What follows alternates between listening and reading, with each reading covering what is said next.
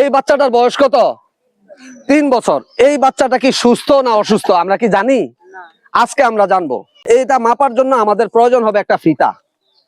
এই বাচ্চাটা 3 বছর বয়সে কতটুকু তার ওজন হওয়ার কথা, কতটুকু উচ্চতা হওয়ার কথা সেটা আমরা পরে জানবো। আমরা আগে দেখবো এই বাচ্চাটা এখন সুস্থ আছে কিনা। তাইলে আমরা এই ফিতা নিয়ে আমরা এই বাচ্চাটার এই যে মাথাটা মাপবো। মাথাটা পেলাম আমরা, দেখেন 21 ইঞ্চি পেলাম তার মাথা। এখন আমরা এই বাচ্চাটার বুকটা মাপবো। দেখেন আমরা এখন দেখেন বুকটা পাইছি কত? 19। মাথা পাইছি কত? 21।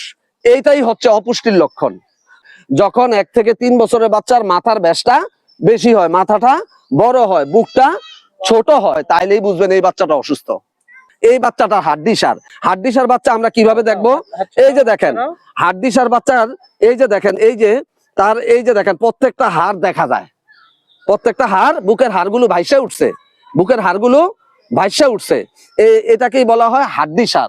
এবং এই বাচ্চাটা অসুস্থ। এখন আপনার 1 থেকে 3 বছরের বাচ্চা কি কারণে অসুস্থ সেটাও একটু শুনেন।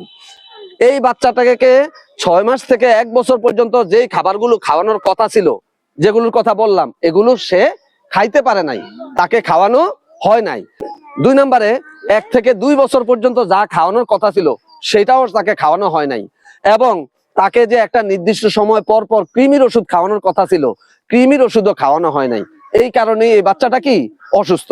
তাইলে এখন আমরা জানবো এই বাচ্চাটাকে আপনি সুস্থ করার জন্য বা 1 থেকে 3 বছরের বাচ্চারা সুস্থ থাকতে হলে আপনি তাকে কি খাওয়াবেন।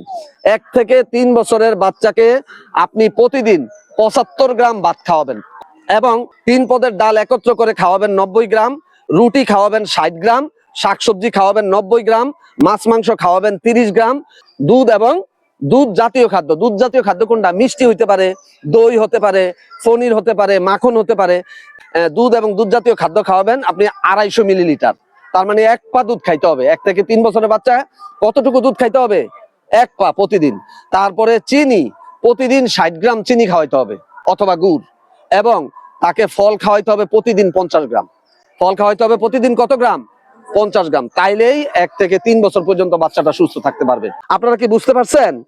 আচ্ছা, আপনারা এরকম আরো অনেক পরামর্শমূলক ভিডিও পাইবেন এই মনিরুজ্জামান স্বপন ফেসবুক আইডি, কৃষিতে বিশ্ব Facebook page, Swapan Moniruzzaman Instagram ID, কৃষি কণ্ঠ টিকটক আইডি এবং কৃষিতে বিশ্ব ইউটিউব চ্যানেলে। এখানে 1500 ভিডিও আছে।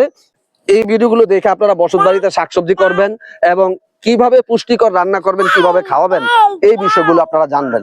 আল্লাহ হাফেজ।